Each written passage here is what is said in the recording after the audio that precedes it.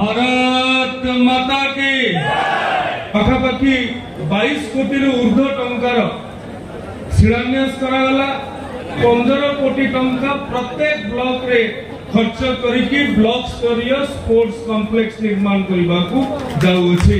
आंचलिक किसान कॉलेज भेडेन थारु आरंभ करी 12 कोटी टंकारु अधिक टंका अर्थर शिलान्यास आज करा जाइछि। भारत माता की भारत माता की गरीब कल्याण विकास समावेश आज पागर प्रतिकूलता सत्वे आपण माने एते संख्या उपस्थित अछंती। समय अतिबाहित होइछि मो कथा को बेसी लंबा करिबी नहीं, 2-3 पद कथारे समाप्त करिबी।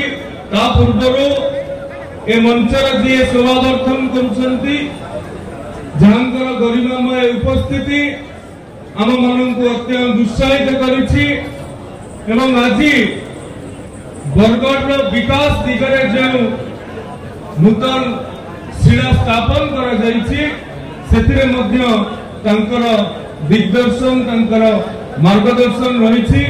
आम मानकर अति सम्मानस्पद केंद्र शिक्षा मंत्री श्रीयुक्त धर्मेंद्र प्रधान महोदय, श्री प्रदीप पुरोहित मान्यवर जनप्रिय सांसद बरगढ़ श्री अश्विनी कुमार षडंगी मान्यवर विधायक तथा आपण मानकर अति आपणार श्री निरारंजन महानंद अतावीर मान्यवर विधायक, श्री कंकधर त्रिपाठी झारसुगुड़ार मान्यवर विधायक, श्री राशिष आचार्य मान्यवर विधायक भटली, श्री सनत कुमार गटिया मान्यवर विधायक विजयपुर तथा ए मंचरे उपस्थित थिबा आईजी कलेक्टर और एसपी महोदय आज पाखापाखि 22 कोटी ऊर्ध्व टंकार शिलान्यास करागला एवं आपण मानकर अति प्रिय जनप्रतिनिधि माने बरगढ़ जिल्लार विकास पाई अनेक दाबी मध्य अनेक मंतव्य मध्य रखिछंती।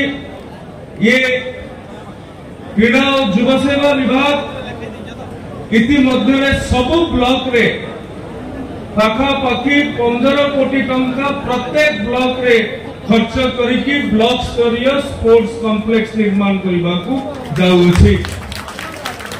ता भितरे आज जामरता ठारे पाखापाखि 8 कोटी टंका बेरे आमे स्पोर्ट्स स्टेडियम निर्माण करबाकू जाउछंती एवं बरगढ़ माटी कला संस्कृति ऐतिह्य परंपरा को उज्जीवित कर रखिबार माटी आज 1 कोटी 45 लाख टंका व्यय बरगढ़ रे संस्कृति भवन रे मध्य शिलान्यास करा जाइछि।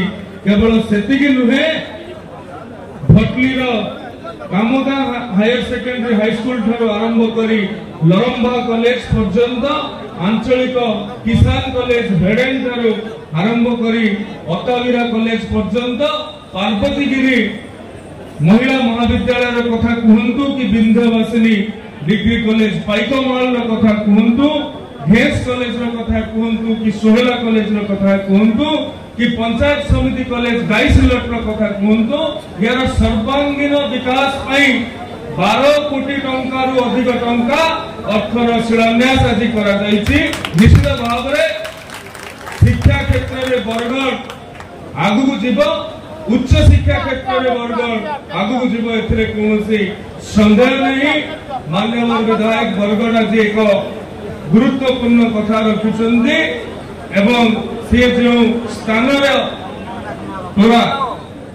टूरा जो स्पोर्ट्स कॉम्प्लेक्स कथा कहते जिला स्तरीय स्पोर्ट्स कॉम्प्लेक्स कथा मुझे मान सम्मुखें कहवाक चाहूँगी। जदियो गत सरकार ताहाकू केवल घोषणा सीमित कर रखिदेला, ये सरकार ताहाकू पूरा करेंगे। बहुत बहुत धन्यवाद। भारत माता की जय।